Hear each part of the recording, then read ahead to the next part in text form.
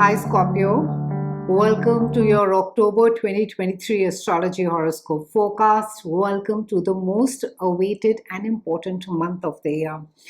This is the month of eclipses. Eclipses are times of powerful changes, opportunities, endings, beginnings, a time to grow, a time to evolve, and also a time to be brave.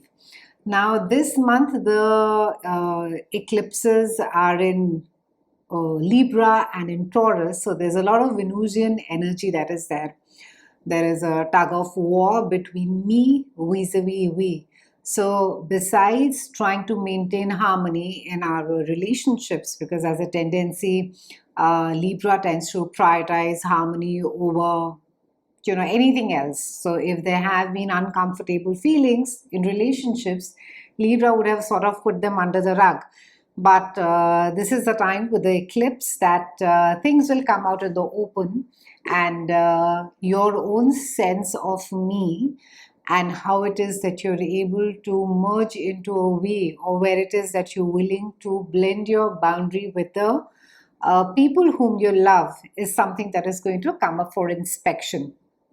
So the annual solar eclipse in Libra is happening on the 14th of October, and this is a time where the entire focus is going to be on self-empowerment, self-confidence, release of people-pleasing tendencies, acceptance of chaos as a catalyst in our lives, and raising our standards for relationships.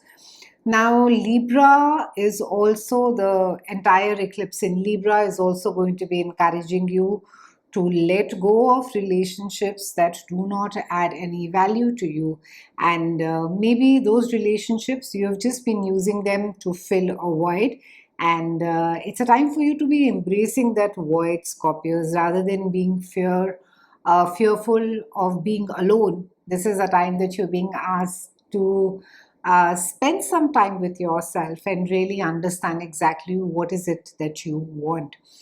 The lunar eclipse, on the other hand, in Taurus, towards the end of the month, is going to be asking us to align with what we know and want in order to build solid financial foundations so that we can live a sustainable lives.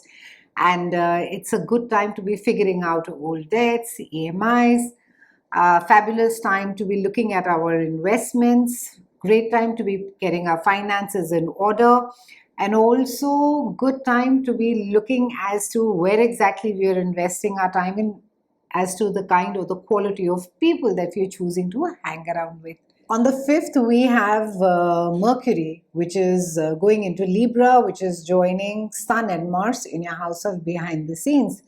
And the focus beginning of the month is all about this is the house which doesn't like too much of social activities. This is the place of our deep psychological patterns. This is the place where we go to recharge our emotional batteries. And also, this is known as the house of self undoing. And for some of us, we will find that our ego really gets dissolved and we feel quite vulnerable and we may feel quite lost. But it doesn't have to get so messy. The idea is to surrender to the sea of uncertainty and go with the flow of your unconscious minds. It's a fabulous time to be journaling. Some of you may get really vivid dreams. For some of you, you could be seeking out the higher meaning of life. You could be more spiritually inclined. Fabulous time to be meditating. Fabulous time to be going for long walks by yourself in the park, or going for a yoga retreat. And this is also a time wherein that you may sleep more than usual. You may find that you are quite I wouldn't say fatigued, but there's just a need to rest more, and that's quite all right. And this is simply because, Scorpios, you're getting ready for your birth month in November. Before you move into your life path, life mission, trying to put out your blueprint again in November. October will see you sort of internalizing, going inwards, seeing how far you have come. What is it that you want for yourself?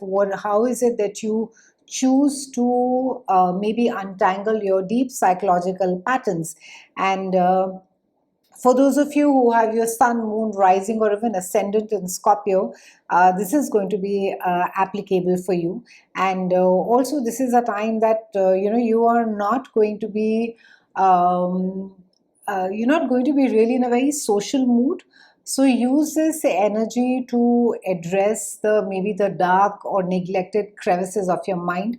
Maybe look at the issues that you have left them for some time and said, I'll let it be and I don't want to deal with them now.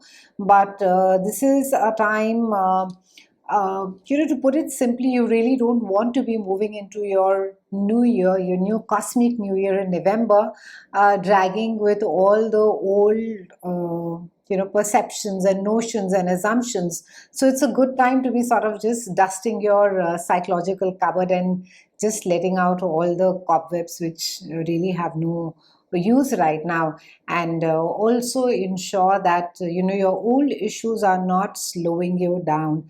So time to take a look at the past, time to look at what has transpired till now, and time to really see what is it that you have left behind, how much is it that you have lost, what is it that you have learned from it, and then to start from there. On the 9th, we have Venus that is there in Virgo, and it is moving into your house of groups of friends, people with whom you share, similar passions, similar goals. These are the people whom you may consider as your tribe, and lovely time. I think a lot of you will be either happy, doing a project, maybe a lot of collaborative work during this time. It's fabulous. I mean, if you're a writer, musician, wonderful time to be collaborating during this time. In fact, you will find people who are sort of on the same vibe or have sort of the same pulse as you do of whatever it is that you're passionate about. On the 13th, we have Mars that is moving into your own house of self, and Mars can tend to make us, while it brings about a lot of enthusiasm and aggression with it, it can also make us feel quite critical of ourselves. So try not to be too demanding of yourself. Try not to be too critical of yourself during this time. And it's good to be ambitious. It's good to feel the restless energy to achieve something, but don't sort of spin into the thing of the Martian self-doubt and not good enough. On the 14th, we have the biggie. We have a solar eclipse that is there in your house of behind the scenes. And this is where you're getting ready for your big birthday month in November.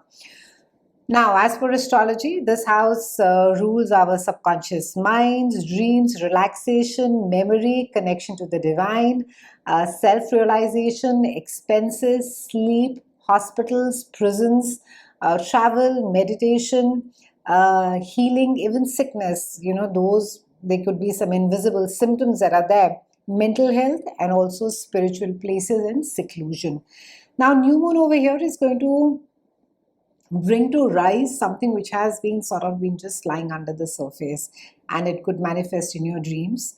Maybe you could, for some of you, it could almost be like a time of spirit communication, of signs that could appear while you're alone, or you could just be resting, or it could just be before you sleep, or just when you have gone off to sleep. You may get very vivid messages, or you may get very vivid communication, or maybe something that you've been struggling with. Maybe you will get answers to that.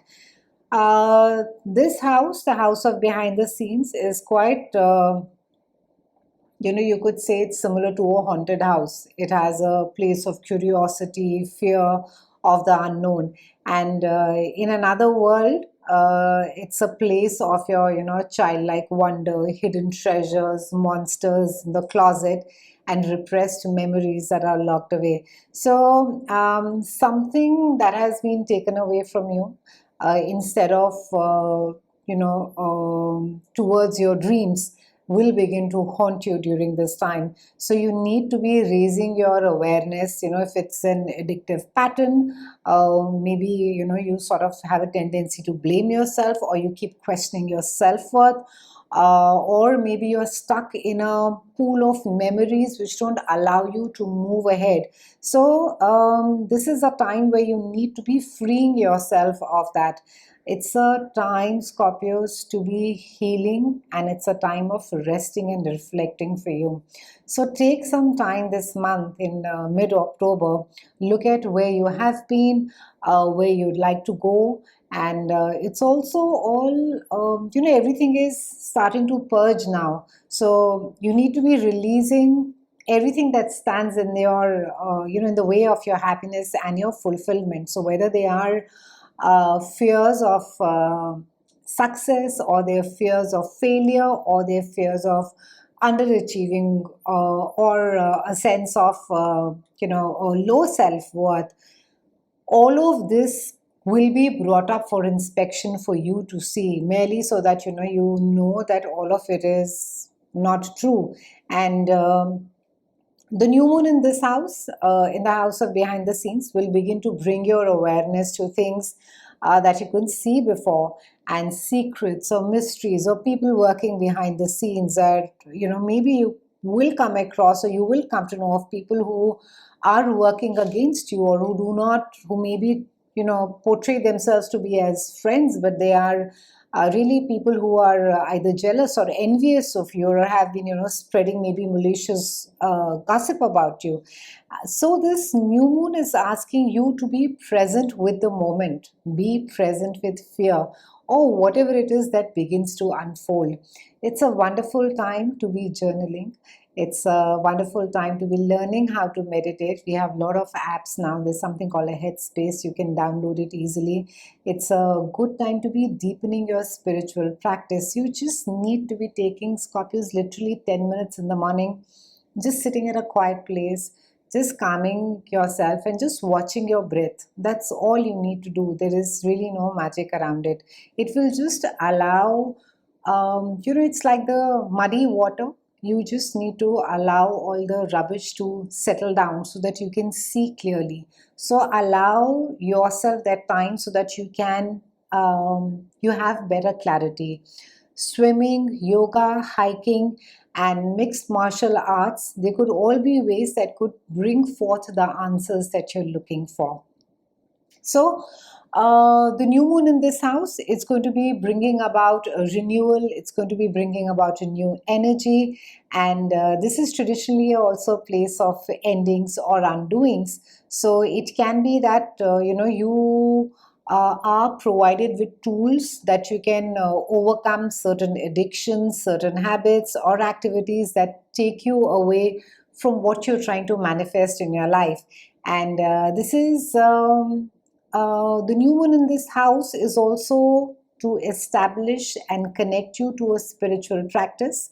And it's also about mental health and also your well-being. So take time to connect with yourself, and necessarily you do not need to be associating yourself with a hardened religious practice. But maybe as far as spirituality is concerned, as far as any spiritual practice is concerned, even if it is just breathing or just praying to the higher power, or just finding that quiet time in gratitude, or just looking, I would say, do like an emotional scan over yourself will benefit you. How you can use this new moon energy, it is to so that you can connect better with yourself, and you need to be identifying exactly as to what are the steps that you need to be taking. So try and go in for some therapy work, try and get some counseling, try and maybe seek out a spiritual master, a mentor, or guru. Try and maybe go for a yoga or a meditation retreat, learn it, so that you can then come home and you can do it by yourself. Fabulous time for some personal development work as well. And if all of this just doesn't work for you, then the best is just to go to the nearest gym center or any center, and just join a yoga or a meditation group. New moon over here, it's really a time wherein that you're being asked to clear your mind, relax, and restore yourself. On the 23rd, we have Sun and Mercury that move into your own house of self. So there is going to be a sense of well-being. I think a lot of you want to sort of be in the spotlight. You want to be acknowledged. You want to be given that validation for the work that you have done, and work in the sense that doesn't really have to be something really grand, because it is the house of self. It could be that there is, you have grown a lot as a person, and maybe from people around you, people who love you, you are seeking that validation. You want to see that reflected in the eyes of people whom you care for. It's also a fabulous time wherein that you will be feeling quite courageous. So again, good time to be addressing things which are painful and things that you would rather not talk about. We close the month with another biggie, with a lunar eclipse that is happening in your house of marriage, if you're married, that is, or it is in the house of your committed relationships and also your business relationships. Now, this is joining Jupiter and Uranus over there. Now, Uranus has been there for the last couple of years, and it's going to carry on being there, I think, for the next 7 or 8 years. And Uranus is a wild boy of astrology. It can bring about dramatic changes in your marriage. It can, or it could be, you're married to somebody that you do not know, who's so either volatile or, is way too impulsive, is way too spontaneous, is almost mercurial, very hard to sort of get a handle of. And Uranus will keep, but also at the same time, your partner could be somebody who's extremely innovative, inspirational, somebody who can, just create wealth out of nothing. But also it could be quite a restless energy living with this person. Now, with the lunar eclipse that is coming in this house of partnerships, it's going to be highlighting your all important relationships, quality of relationships, your commitments, courts, legal documentations, desires, contracts, and promises. So this is a time where you can become more aware about the contractual agreements that are there, anything that you've agreed upon or signed upon, or any other legal document. And the full moon in this house of partnership is more about the other. It's more about your partner. So it can literally illuminate something about your partner that you did not know earlier.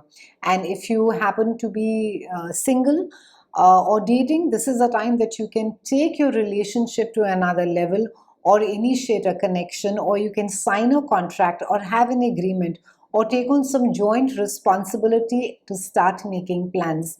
The full moon in this house of partnerships is often a time where we can all assess our relationships, our one-to-one connections, and we can also look at our contracts and perhaps gain a little extra as a result. So this is a time where anything that is kept hidden from you, as far as a business agreement or even a partnership agreement, can come to light during this time, and you will get to see people's true intentions and feelings.